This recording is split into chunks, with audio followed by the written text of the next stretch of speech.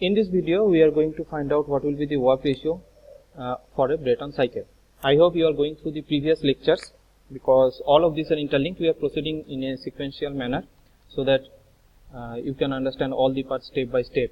So it's my sincere request that before coming to this video, you should watch all the previous videos, make your own notes, try to understand and write it in your own words. Okay, listen to the video, write it in your own words, understand, and then proceed step by step. By this you will have a clear idea and understanding about Brayton cycle. So in this video we are going to find out work ratio. What is work ratio for a Brayton cycle? So what we are going to do, first portion is we are going to plot the TS diagram. We know 1 to 2 is an isentropic process, isentropic compression. 2 to 3 is constant pressure heat addition. 3 to 4 is isentropic expansion, and 4 to 1 is a constant pressure heat addition. That means here S1 equals to S2, here turbine work is there, WT, isentropic expansion, so S3 equals to S4, here pressure equals to constant, and heat addition is there, QA. 4 to 1 is a constant pressure process and heat rejection takes place, QR. And what is here? This is our work consumed by compressor. So in order to find work ratio for Brayton cycle, we know that in fact any work ratio is what? Net work divided by our turbine work. Work ratio is what? Work ratio is our net work divided by turbine work. That means W. And what is net work? Net work is work produced by turbine by minus work consumed by compressor divided by WT. So we are getting 1 minus WC by WT. WT is turbine work, WC is compressor work. So net work is work produced by turbine minus work consumed by compressor divided by turbine work WT. So 1 minus WC by WT. So that means we are saying that net work is turbine work minus compressor work. Now how can we find turbine work? So be it turbine, be it compressor, all of these are steady flow devices. Steady flow devices. So steady flow devices. So when we want to find work for turbine, when we want to find turbine work, that is when we want to find WT, it is simply H3 minus H4, that is it is simply DH, which is H3 minus enthalpy at point 3 minus enthalpy at state 4. If you remember, heat transfer at any heat transfer can be found by mcdt. Heat transfer equals to mcdt. Now since this is an heat transfer at constant pressure process, so this will be, if you modify it, this will be mcpdt. What is Cp? Specific heat. What is Cp? Cp is specific heat at constant pressure. So Cp is specific heat at constant pressure. D, heat transfer at constant pressure. Why I am writing dash? This signifies that it is a path function. So heat transfer at constant pressure is mcp dt.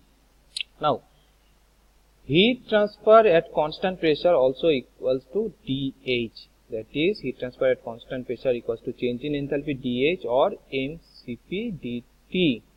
So specific change in enthalpy, so heat transfer equals to d dash qp. That means what we can say? We can say that dH, we can say dH is Cp dt. dH is Cp dt. That means heat transfer at constant pressure equals to change in enthalpy or equals to Cp dt. Same thing we are seeing here. Work done by turbine is dH, so it will be Cp T3 minus T4. Similarly, work consumed by compressor is how much? H2 minus H1, that is Cp T2 minus T1. See, actually, if I write it here, heat transfer at constant pressure process equals to change in enthalpy, and that equals to mCp dt. Similarly, heat transfer at constant volume process is how much? Equals to change in internal energy du equals to mCv dt. This is a portion from work and heat chapter. So you should remember this forms. Heat transfer at constant pressure equals to dH equals to mCp dt. If it is specific, we are dividing by mass. So here is a specific change in enthalpy. That only you have written H2 minus H1 is Cp T2 minus T1.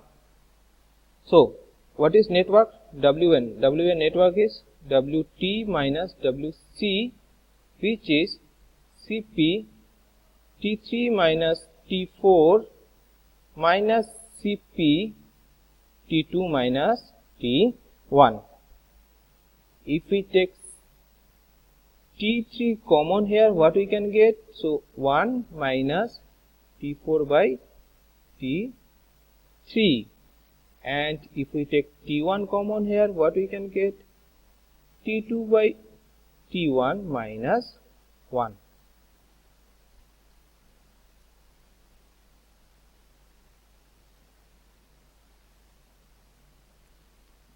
Minus 1. So, okay. So, network is coming to be Cp T3 T4 by T3, 1 minus T4 by T3 minus Cp T1, temperature at state 1, into T2 by T1 minus 1. Okay. Just in previous section, we have seen that T2 by T1 is nothing but Rp, pressure ratio to the power gamma minus 1 by gamma. Let us write this gamma minus 1 by gamma as m, a constant m. So we can say that T2 by T1 is Rp to the power m. Similarly, also we have seen that T3 by T4 is Rp to the power gamma minus 1 by gamma, or Rp to the power m. Just refer to previous section. So we can write W net equals to Cp T3 1 minus, see, T4 by T3, and here it is T3 by T4, so 1 minus 1 by Rp to the power m minus Cp T1. What is T2 by T1? T2 by T1 is Rp to the power m minus 1. Okay, I'll write it here again. I'll write it here. W net is Cp T3 1 minus 1 by Rp to the power m minus Cp T1 Rp, pressure ratio to the power m minus 1. Okay, so what is work ratio? Just now we have said work ratio is net work by turbine work. What is this portion? This is our turbine work. What is this? This is our compressor work. So, work ratio Wn is Cp T3 1 minus 1, for just I am writing this step, Rp to the power m minus Cp T1 Rp to the power m minus 1 divided by turbine work, which is Cp T3 1 minus 1 by Rp to the power m. So, work ratio is simply 1 minus, so Cp will cancel out. Okay, let me write Cp T1 Rp to the power m minus 1 divided by Cp T3 1 minus 1 by Rp to the power m. So, Cp is getting cancelled out. So, what we are getting? We will get work ratio as 1 minus T1 Rp to the power m minus 1 divided by, if we do LCM in this portion, we will get Rp, so here is one T3 Rp to the power m minus 1. So Rp to the power m minus 1, Rp to the power m minus 1 cancelled out. So we are getting 1 minus T1 by T3 Rp to the power m. So this is our final form of work ratio. So work ratio is 1 minus T1 by T3, which is what? A temperature ratio into Rp to the power m, which is pressure ratio. So work ratio is a function of temperature ratio and pressure ratio. So work ratio is a function of temperature ratio and pressure ratio. Okay. So we will continue with next part, the same continuation. So what we have said? We have said that work ratio is a function of temperature ratio and pressure ratio. So next is, so what is the, for maximum work ratio? So what will be the condition? Let us understand what will be the condition for max work ratio. What is the condition, or how can we find the condition for maximum work ratio? Just now we have said that work ratio is 1 minus T1 by T3 Rp to the power m.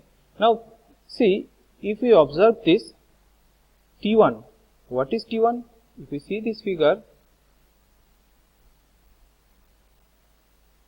Ts, this is 1, this is 2, this is 3 and this is 4.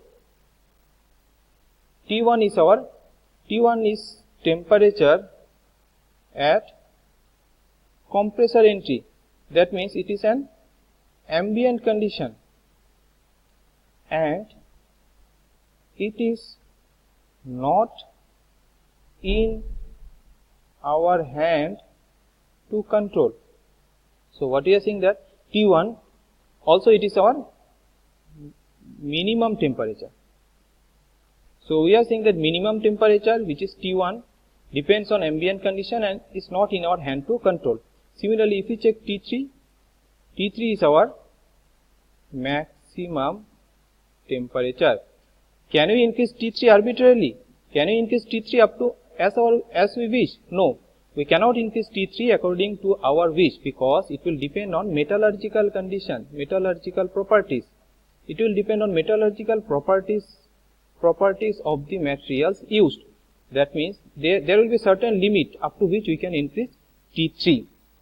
So we can say that since T1 and T3 is not in our control, that is, we cannot increase or decrease it arbitrarily, so there is another ratio, that is pressure ratio. So we have to put concentration on this pressure ratio and calculate or find out what will be the variation in Rp, so that we can find our maximum work ratio. That means for maximum work ratio, this value, that means for maximum work ratio, this pressure ratio Rp is of special importance to us. And in next lecture we are going to see what will be the condition of Rp, or how can we find out the condition for maximum specific work.